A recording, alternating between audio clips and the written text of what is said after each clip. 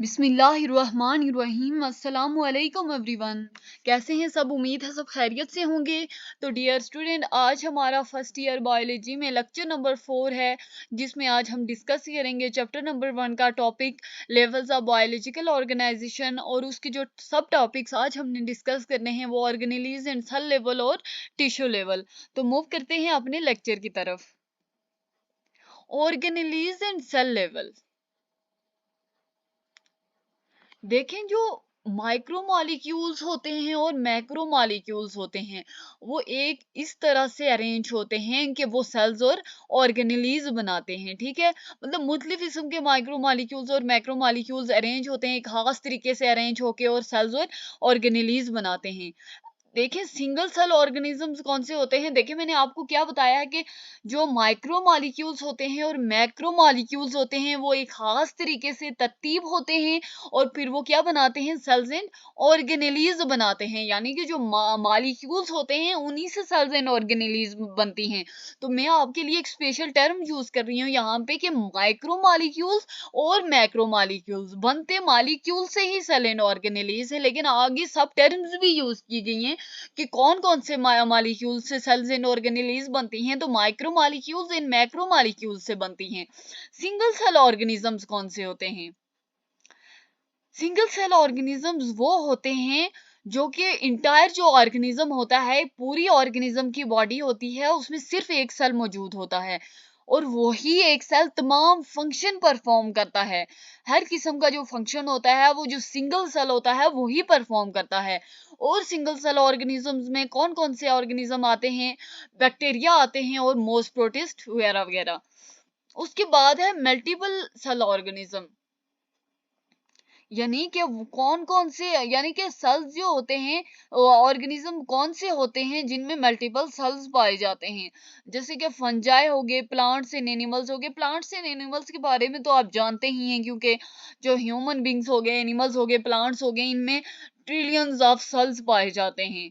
क्योंकि ये जैसे कि हम ह्यूमन की अगर बात करें तो जो सिंगल सेल होता है वो कभी भी एक फंक्शन, सॉरी, हर फंक्शन परफॉर्म नहीं कर सकता, बल्कि एक सेल एक ही फंक्शन परफॉर्म करता है। क्योंकि ह्यूमन बींग्स हो गए, चाहे एनिमल्स हो गए, प्लांट्स हो गए, उनमें जो सेल्स होते हैं वो एक महसूस तरीके से तरतीब हुए होते हैं और वो टिश्यूज की फॉर्म में ऑर्गेनाइज्ड होते हैं। तो चाहे वो मल्टी सेलुलर हूँ, चाहे वो यूनिसेलुलर हूँ। यूनिसेलुलर जो ऑर्गेनिज्म होंगे उनमें तो प्रेजेंट एक ही सेल प्रेजेंट होगा, जबकि जो मल्टीपल सेल ऑर्गेनिजम्स होंगे उनमें ट्रिलियंस ऑफ सेल मौजूद होंगे और वो एक ऑर्गेनाइज्ड फॉर्म में मौजूद होंगे। तो एक दफा इस स्लाइड को रिवाइज कर लेते हैं कि different in enormous number of micro molecules and macro molecule arrange themselves in a particular way to form cells and their organelles. Single cell organisms, in case of single cell organisms like in case of simple organisms like bacteria and most protists, the entire organism consists of a single cell. Multiple cell organisms, in most fungi, plants and animals, the organisms may consist of up to trillions of cells. Move करते हैं next slide की तरफ। देखें, जो sales के function होते हैं, एक सेल कभी भी अकेला फंक्शन परफॉर्म नहीं कर सकता। ये बात याद रखना कि हर सेल के साथ एक स्पेशलाइज्ड ऑर्गेनेली मौजूद होती है, एक स्पेशलाइज्ड स्ट्रक्चर मौजूद होता है जो कि सेल को अपना फंक्शन परफॉर्म करने में हेल्प करता है।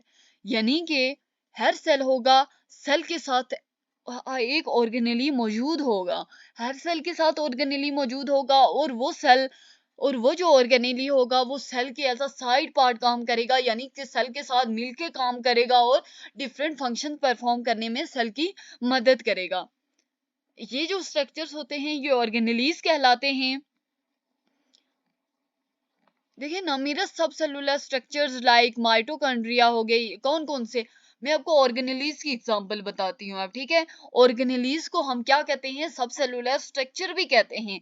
तो हम देखते हैं सब सेलुलर स्ट्रक्चर होते कौन कौन से हैं।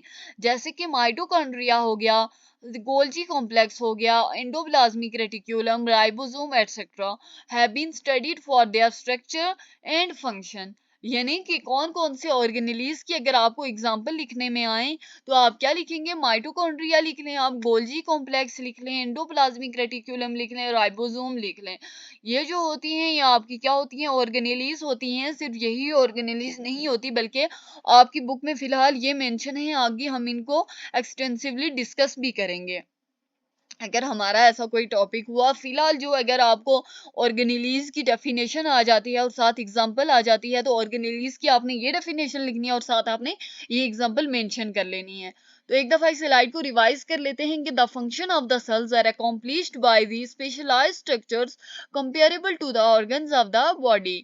These structures are called organelles.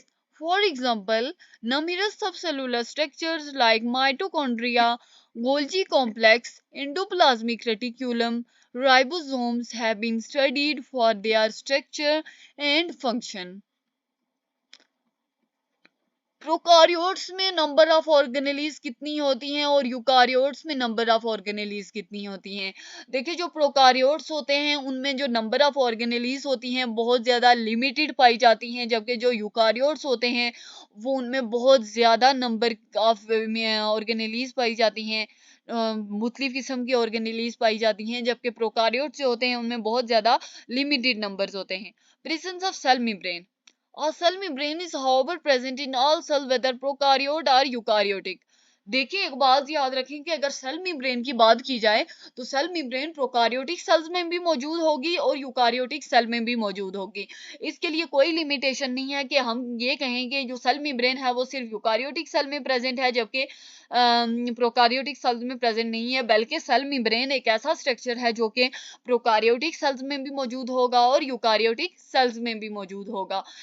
Prokaryotes. The prokaryotes have only a limited number and types of organelles in their cytoplasm.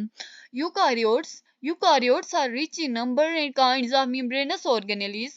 Presence of cell membrane. A cell membrane is however present in all cells, whether prokaryotic or eukaryotic. Move करते हैं next slide की तरफ। Tissue level.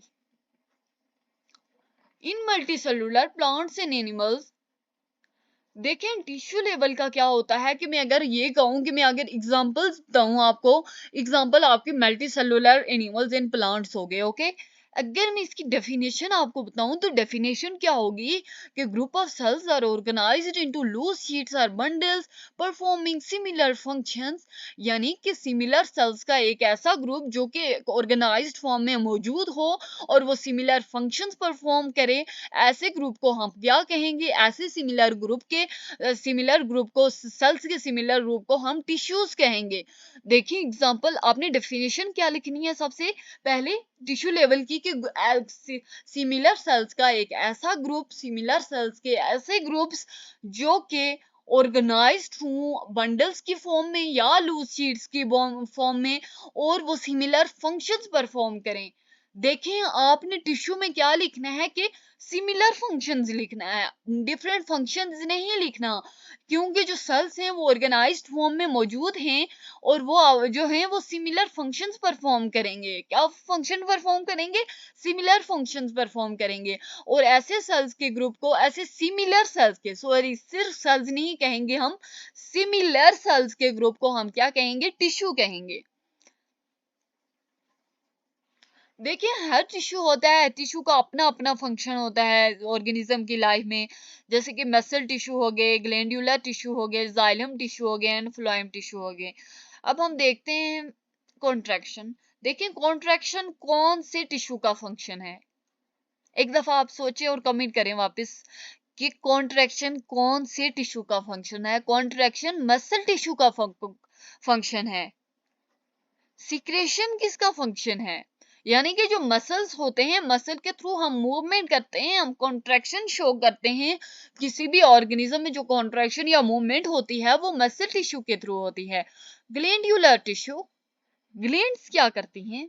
Gland secretion का function perform करती हैं। तो हम glandular tissue के लिए क्या कहेंगे कि ग्लैंडुलर टिश्यू कौन सा फंक्शन परफॉर्म कर रहा है? ग्लैंडुलर टिश्यू सिक्रेशन का फंक्शन परफॉर्म कर रहा है। उसके बाद है जाइलम टिश्यू।